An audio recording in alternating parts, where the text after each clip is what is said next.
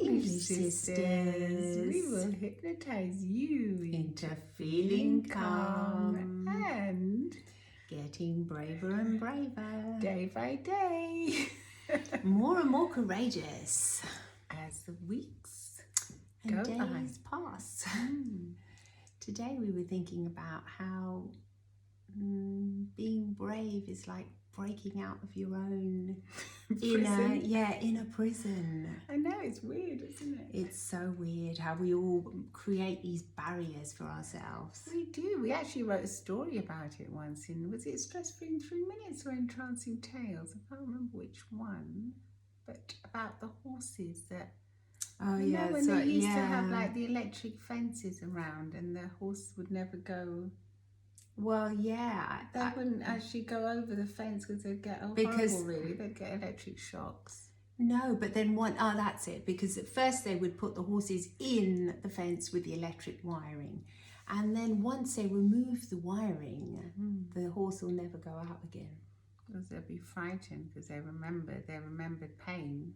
And so they'll just stay within those limits. So like in a prison, really. So it's kind of like our own minds, you know, sometimes if something was painful when we did go out of our little limits. Yeah, and we made something uncomfortable that remained. It got scary or we really thought, whatever it was, I don't know. Yeah. Sometimes it's just like when you're little and you speak up at school or something and somebody laughs at you, you know, like the teacher or she might not, or he might not sort of like what you had to say or somebody else laughed.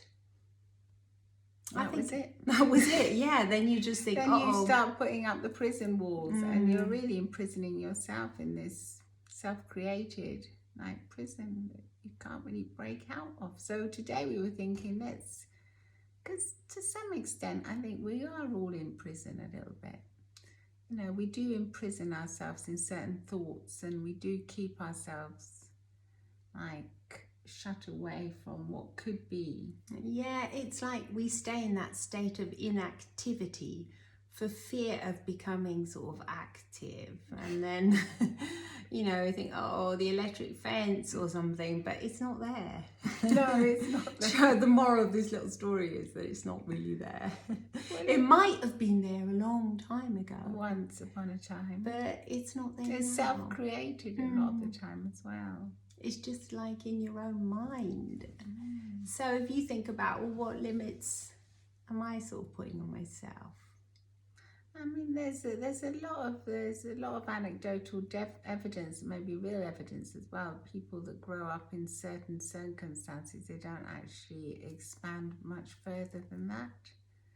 So yeah, that's a bit like the goldfish, isn't it? Why do we sort of they don't grow any bigger than the bowl? Yeah, that's like that. It's really scary. I mean, it's like if you put the goldfish in a big pond, it'll start growing. I suppose it's like the like plant. With languages as well. If you learn a new language, you kind of want to learn others. Maybe not if you've had a bad experience, but if you haven't, then even if you have never learned a new language and you can speak just one language, the language kind of defines you, doesn't it? If you can speak if we see how different cultures express themselves, we can notice that even there's cultural differences between different cultures. So that's already limiting yourself to one thing. If you've never played music, you don't really know what music is. You can maybe appreciate it, but you never played an instrument.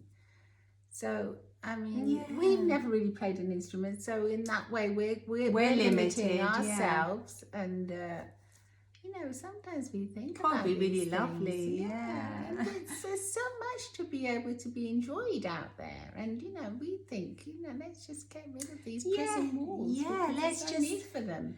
You know, if we're going to be like goldfish, we might as well grow in a bigger pond or whatever. I mean, I guess it's like the plants as well, isn't it? You put them in the pot and they just stay that size. Your plant is going to either die or stay tiny, like the bonsai trees. No, that's different because they actually clip them on purpose. Yeah, but they put them in tiny pots. Yeah, they do, but then they keep on clipping them so that they stunt the growth. If they put them in a big pot, there's no way they could clip them that much. They would still grow big. They wouldn't stay that tiny size. Yeah. They would die, but they wouldn't stay the tiny size.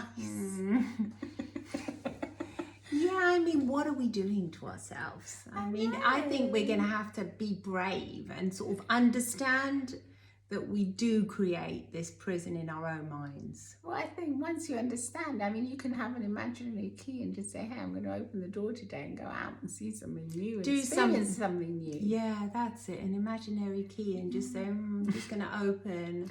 Let's see what's beyond that. I mean, even people get stuck in their own dogma. The other day, I listened to something that was political, and they weren't my political, I haven't really got that many political views, but it wasn't something I would normally listen to, but I said, let me just listen to this to see if I can get a different perspective on something.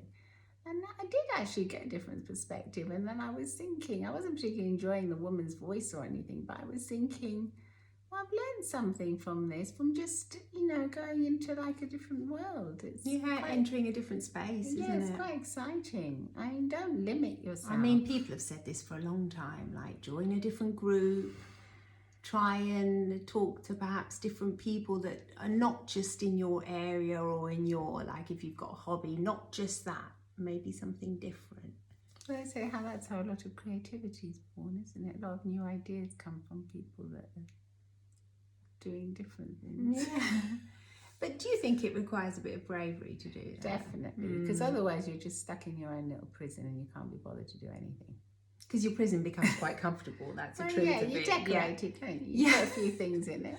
You do decorate it. You make it quite comfortable, and in the end, you just don't want to go out of it. Obviously. But but there are sometimes things that you get flashes of thinking, I'd like to do that. Like once we were at the gym a long time ago, and this lady said that she was really frightened of driving into Rome.